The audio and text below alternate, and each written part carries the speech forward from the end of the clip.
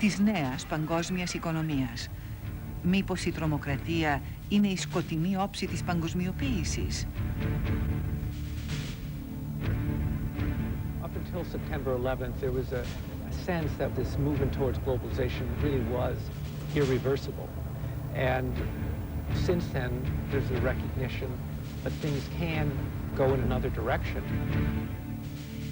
Μπορεί ο αλληλεξαρτώμενος κόσμος μας να φέρει πρόοδο σε όλους? That's basically the next big challenge, is making this interdependent world of ours on balance far more positive and negative. And the extent to which we succeed in doing that will determine whether the 21st century is either marred by terrorism of all kinds or whether it becomes the most peaceful and prosperous and interesting time the world's ever known. Αυτή είναι η ιστορία της γέννησης της νέας παγκόσμιας οικονομίας.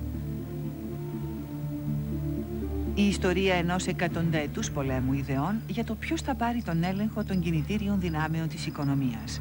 Οι κυβερνήσεις ή οι ελεύθερες αγορές. Τη δεκαετία του 1990, μια διεθνής καπιταλιστική επανάσταση πυροδότησε τη νέα εποχή της παγκοσμιοποίησης, τη μεγαλύτερη εξάπλωση του διεθνούς εμπορίου στην ιστορία.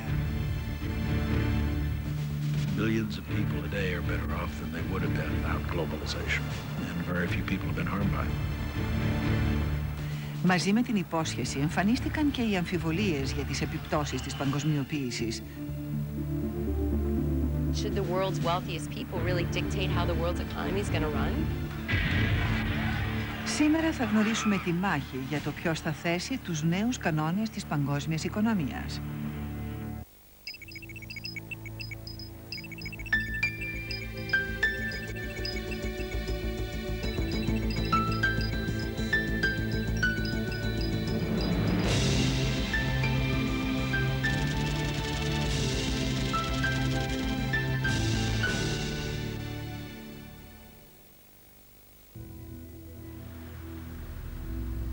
Οι αγορές πίστεψαν ότι η ασθένεια είχε ρίζες μόνο στην Ασία.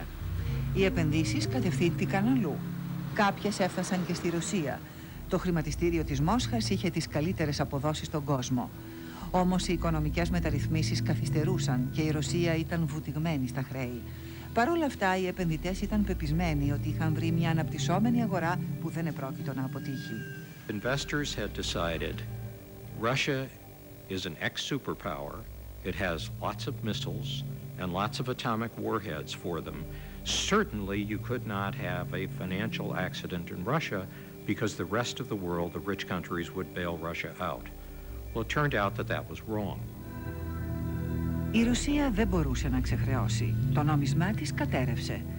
Οι διεθνείς επενδυτές ξαφνιάστηκαν.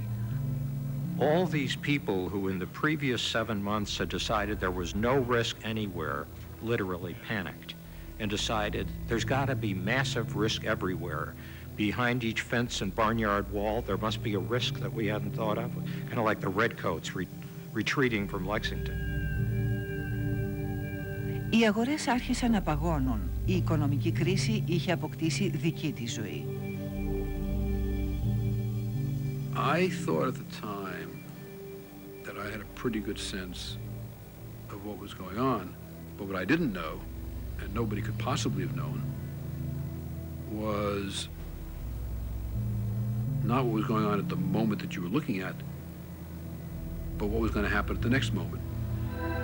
Well, when you get in a room with both Alan Greenspan and Robert Rubin and they say they're scared to death and they've never seen anything like this and they're worried about whether or not we can get through it, I get worried because they know a heck of a lot more about it than I do. You had the contagion sweeping across all the developing countries. As Rubin said, we've never seen that before. I mean, maybe in the Depression they saw that over a period of time, but nothing that happened that quickly. Τώρα η κρίση είχε φτάσει στην Αμερική.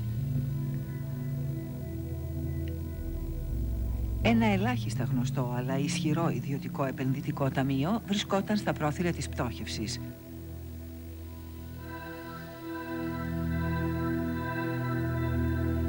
Το Ταμείο Διαχείρισης Μακροπρόθεσμων Επενδύσεων είχε τον άμεσο έλεγχο 100 δισεκατομμυρίων δολαρίων και τον έμεσο έλεγχο 1 τρισεκατομμυρίου επενδύσεων.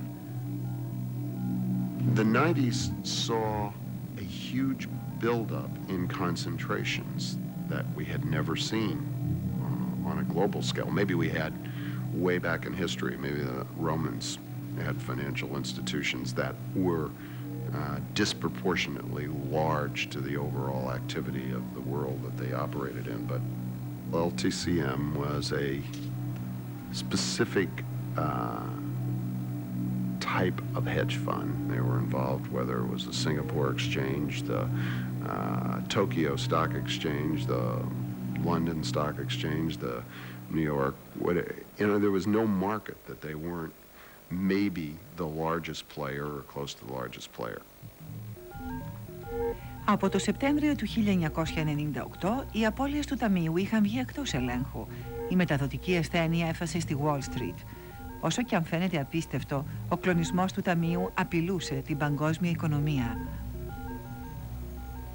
If LTCM went down, it would be just the gears, the machine just stopping, the economy not working. And of course, it's not just what's on the balance sheet of banks and so forth, but that would translate into people not working, businesses not operating, small businesses not being able to get the capital they need, and this a global economy that almost inconceivable to see what the picture, but sort of just not working, and people just not working. Στη Νέα Υόρκη συγκαλείται έκτακτη συνάντηση εκπροσώπων των κυριότερων αμερικανικών και ευρωπαϊκών τραπεζών. Ανάμεσά τους και ο Τζον Κορζάιν, τότε στην Goldman Sachs. The real problem with long-term capital was nobody really understood all the downsides. All one knew was it was going to be extraordinarily dangerous to enter into that. And everybody, I think, understood the Fed's concern that that had real implications to the real economy.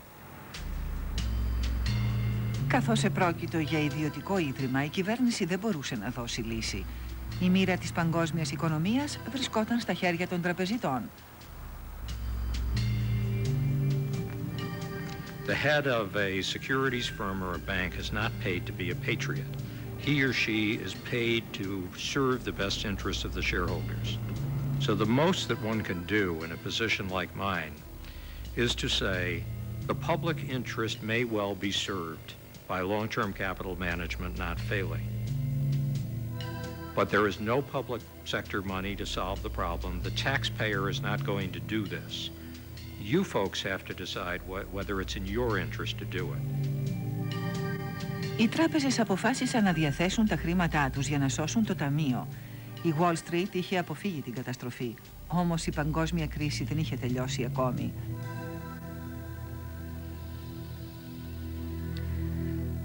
Αυτό που ξεκίνησε στην Ασία έφτασε τώρα στη Βραζιλία, την 8η μεγαλύτερη οικονομία στον κόσμο. Όμως αυτή τη φορά τα δανεικά επεστράφησαν εγκαίρως. Η κυβέρνηση της Βραζιλίας σταμάτησε να ξοδεύει και άρχισε τις μεταρρυθμίσεις. Τα προβλήματα της Βραζιλίας αναχαιτίστηκαν. Οι παγκόσμιες χρηματιστηριακές αγορές επέστρεψαν σταδιακά σε φυσιολογικά επίπεδα.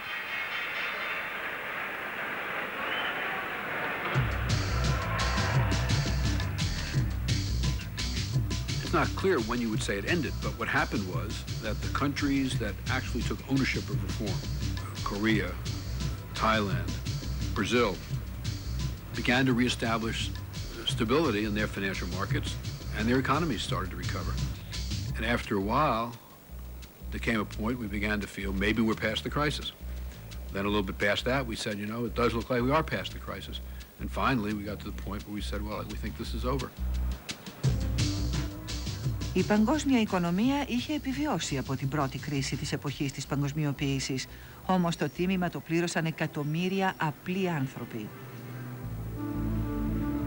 And that's the unfortunate part of so-called globalization, because such negative effects can come very fast. It takes decades for a country to grow up, and all of a sudden it disappears.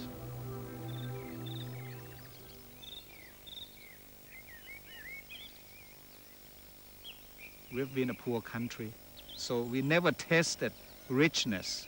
When we tasted the richness, we wanted more, being greedy. I blame myself also.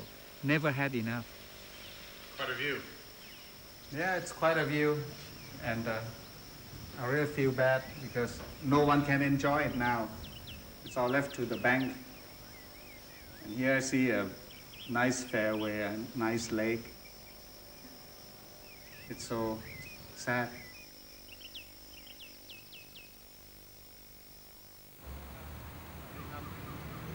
Sandwich ไหมครับศิริวัฒน์ sandwich ไหมครับศิริวัฒน์ sandwich ไหมครับสวัสดีครับศิริวัฒน์ sandwich ไหมครับ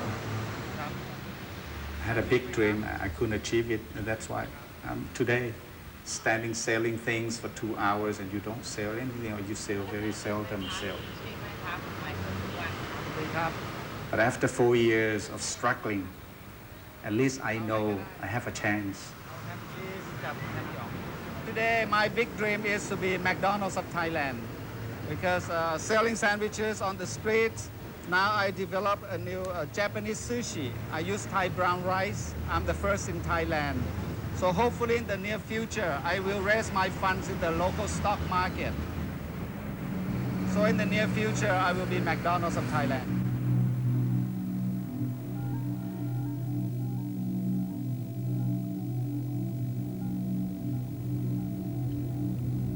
Η παγκόσμια οικονομία στηριζόταν σε θεσμούς που χρονολογούνταν από το τέλος του Δεύτερου Παγκοσμίου Πολέμου.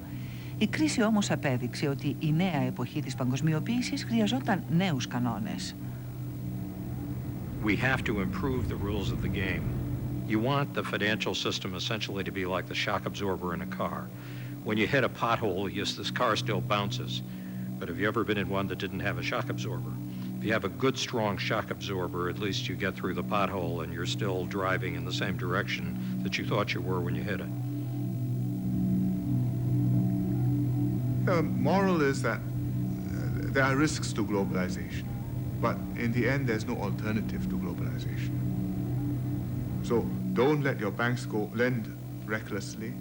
Don't allow bubbles to get out of hand. Keep prudent measures, sound economic policies which will inspire confidence and maintain confidence, so in a crisis people will know that you will stay the course and won't panic and be up and off. It's easier said than done, but these are the principles you have to follow. We had a close call, and without an activist international policy, you could have seen perhaps as serious an economic downturn as we'd seen any time since the Great Depression. And that's why we need to continue to understand the dynamics of financial crisis better.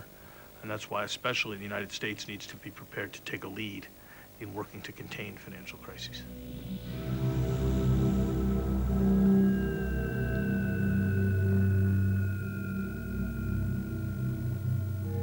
Για πολλούς Αμερικανούς, η παγκόσμια οικονομική κρίση δημιούργησε νέα αναστάτωση για τους κινδύνους της παγκόσμιας οικονομίας.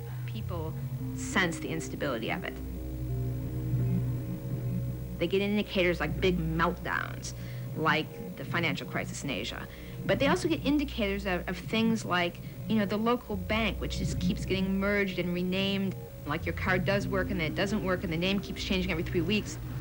And you combine that with the real financial cataclysms like the Asian meltdown, and a lot of people in their everyday life are seeing this sort of out-of-control scenario very personally. You know, it's out of their personal control.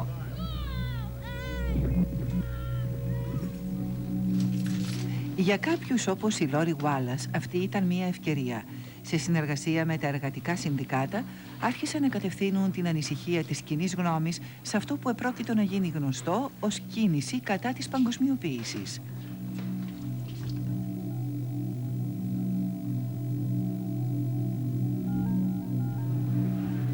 Ο Οργανισμός Παγκόσμιου Εμπορίου, ο ΟΠΕ, θέτει τους κανόνες που διέπουν το παγκόσμιο εμπόριο. Στα τέλη του 1999, αντιπρόσωποι από 135 χώρες συγκεντρώθηκαν στο Σιάτλ. Σκόπευαν να οργανώσουν ένα νέο κύκλο διαπραγματεύσεων που θα διεύρυναν το εμπόριο ακόμη περισσότερο. Ανταυτού, το Σιάτλ αποδείχθηκε χιονοστιβάδα.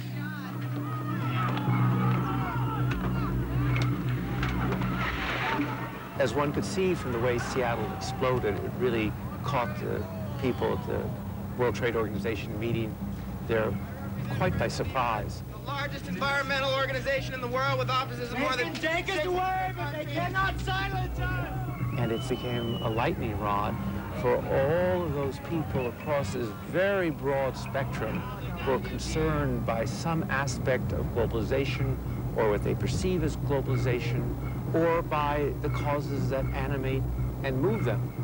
And yet the WTO, which is led by CEOs of the company that make bovine growth hormone, get to make rules saying that these countries can't ban an unsafe product.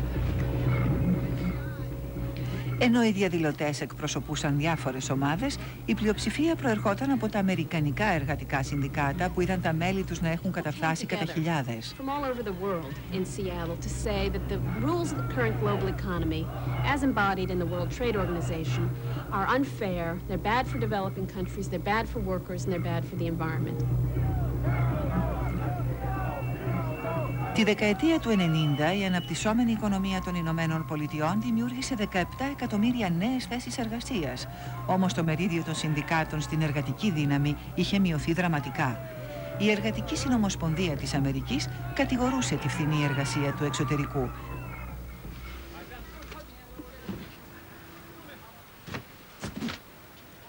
Για παράδειγμα, αυτό το εργοστάσιο στην Κίνα, όπου οι εργάτες αμείβονται με $5 την ημέρα για να φτιάξουν ποδήλατα που κάποτε κατασκευάζονταν στην Αμερική. Our workers are in direct competition with workers overseas. We can't control whether every single job stays in the United States or not. But it's another thing to lose jobs to workers who are being denied their fundamental human rights, who are not represented by independent trade unions. And so that changes the nature of competition that American workers face. Οι χώρες που άνοιξαν τις αγορές τους είδαν τον πλούτο και το βιωτικό τους επίπεδο να αυξάνονται. Παρ' όλα αυτά, η πολιτική του εμπορίου δεν ήταν τόσο άμεση όσο η οικονομική πολιτική. It's always difficult to sell open markets. There's a basic problem that the costs of open markets, whether it's somebody losing a job particularly, are very obvious. The benefits are much less clear. Whoever said on Christmas Day, gosh, thanks. Without open markets, I would have only been able to buy half as many toys for my kid. On the other hand, every job loss that can remotely be connected to international trade, people do. So this problem of invisible beneficiaries and very visible losers is one that bedevils the political economy of trade. The truth is that the business community has very good access to the international institutions and to their own governments. And we hit the streets because we feel that we have a harder time getting our governments to listen, or that our governments are unresponsive to the concerns that we've raised. And we think we can do better. We think we could write a set of rules for the global economy that would ensure that corporations had to live up to a minimum standard.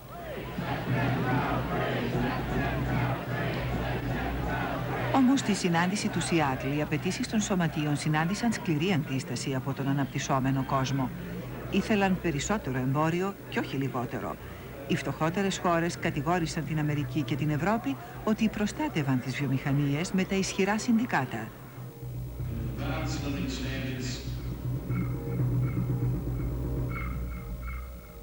Let's take textile trade. Now, all textile imports into America, for example, are governed by quotas.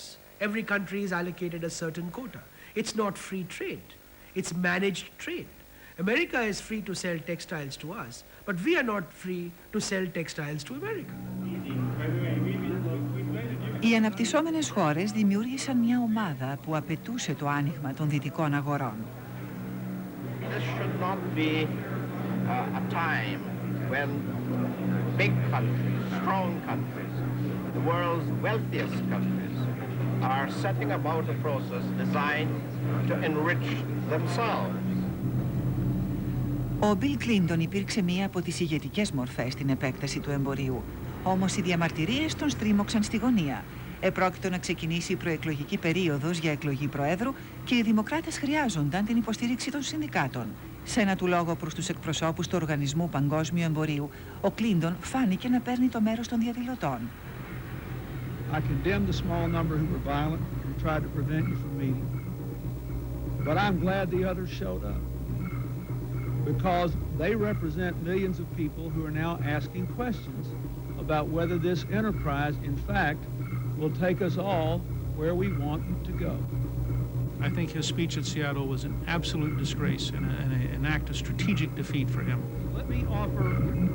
I think they were gearing up for the election, and appeasing the unions to elect Gore was more important than standing for free trade. And I thank you for this. Ο Κλίντον συνέστησε στους Αμερικανούς εκπροσώπους του ΟΠΕ να πάρουν μέτρα για την προστασία των σημαντικών αμερικανικών βιομηχανιών. Η συνάντηση κορυφής απέτυχε. Οι ηγέτες του αναπτυσσόμενου κόσμου ορκίστηκαν να μπλοκάρουν τον επόμενο γύρο συνομιλιών για το εμπόριο αν οι απαιτήσεις τους δεν ληφθούν σοβαρά υπόψη. We believe in trade, but we didn't believe in just being a market for other people. So when you talk about opening markets, you're talking about the rich people who can manufacture goods with added value and selling it in our markets, not the other way around. Χώρες όπως η Τανζανία, που στηρίζονται στην εξωτερική βοήθεια, ισχυρίστηκαν ότι δεν θα χρειάζονταν τη βοήθεια αν πουλούσαν τα προϊόντα τους στη Δύση. We talk about a level playing field, but in fact it is very much tilted in their favor.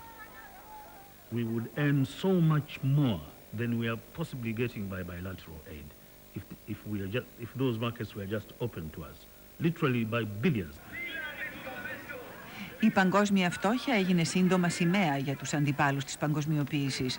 Ως επακόλουθο του Σιάτλ, ο έλεγχος της κίνησης διαμαρτυρίας πέρασε από τα χέρια των συνδικάτων σε ένα δίκτυο λαϊκών ακτιβιστών.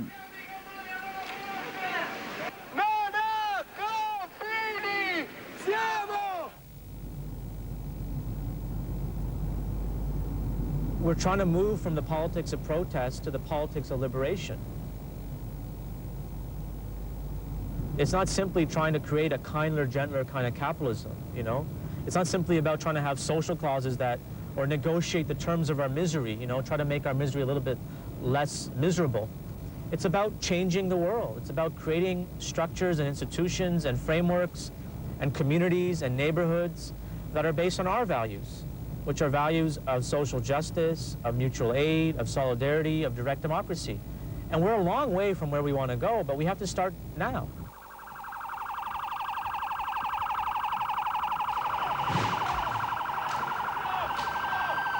Ένας από τους επόμενους στόχους των διαδηλωτών ήταν η Παγκόσμια Τράπεζα. Ένα ίδρυμα που μοναδικός του σκοπός είναι να μειώνει τη φτώχεια στις αναπτυσσόμενες χώρες. When you see someone outside a barricade attacking you vehemently because of something called globalization, you have to wonder what it is they're getting at. Excuse me, sir. So it enrages me when you have people who assume that they have the moral high ground against a team of people here who are devoting their lives to addressing the very questions that these people claim to be addressing. Όμως ήταν αδύνατο να αγνοήσουν τις διαδηλώσεις. Οι αρμόδιοι της Παγκόσμιας Τράπεζας και άλλων ιδρυμάτων προσπαθούσαν να κατανοήσουν την αυξανόμενη αντίδραση. The protest movement is multifaceted and the anger is multifaceted, but there clearly is a sense of losing control and a sense of alienation. The old structures and the old institutions and the old lines aren't working anymore. And I think we're at a stage where there is this extraordinary chaos in international organizations, in international rules of the game that we're trying to define. And we're not there yet. And I think like any chaotic situation, when you're in the middle of it, you don't see the way out. But I think what we're observing, the series of protests, the series of engagements, is part of the process of coming towards some new structure for managing a global economy.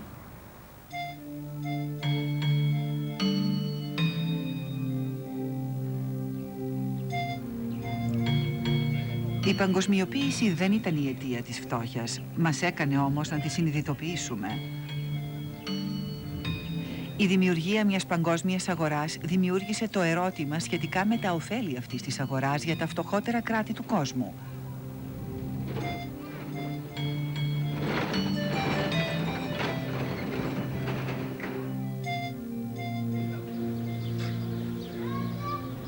we are seeing around the world a movement towards greater reliance on markets, greater confidence in markets. But for that confidence to last, it has to be seen that these markets are fair, that they are delivering the benefits widely, that people are benefiting from them. And if they don't have that kind of legitimacy, then the confidence is not going to remain, and the markets will be vulnerable to disruption and being replaced by other kinds of controls. So every day, the market has to earn and prove its legitimacy. And that's a big test, particularly in the developing world, where the number one issue is the issue of poverty. And that, more than anything else, is what these markets will be judged by.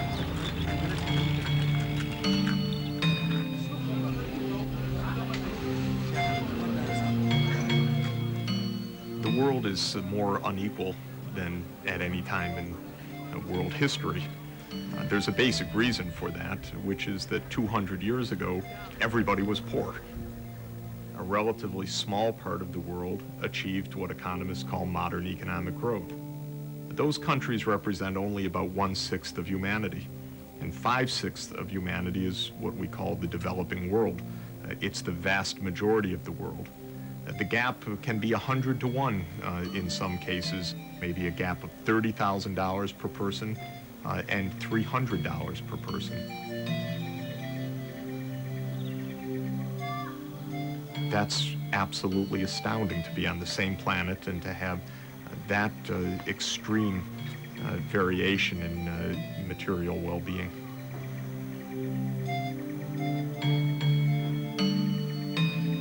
The problem that's happened over these last years is that somehow or other people who are capitalists in countries like the United States consider that the real interlocutors are rich people from developing countries.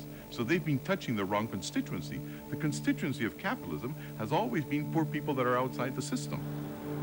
Capitalism is essentially a tool for poor people to prosper.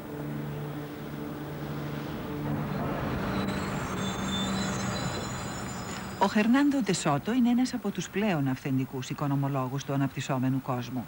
Παρέχει συμβουλές στο Μεξικό, στο Περού, στην Αίγυπτο και σε άλλες χώρες. Θέλει να τελειώσει το θέμα σχετικά με τον πλούτο και τη φτώχεια και να επανεφεύρει τον καπιταλισμό για χάρη των φτωχών. He's a champion of market economics and property rights in Latin America. His new book, The Mystery of Capital, he talks about the question of why capitalism triumphs in the West and fails everywhere else. Welcome. The important thing about a capitalist system is that it's a system of representations. When I go to the United States, people ask me for my identity, and I say, my identity is me. I mean, look at my face.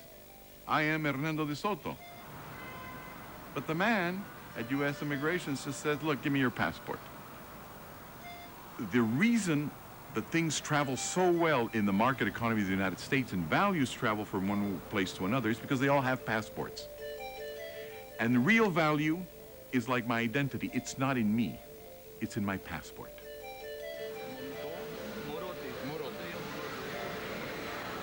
Real value to pay the hotel room is not in me. It's in the credit card. And so what happens is that this system by representation requires, of course, that all these representations, the credit cards, the passports, the IDs, the property titles, and the shares be organized by a system of law that allows people to be able to trust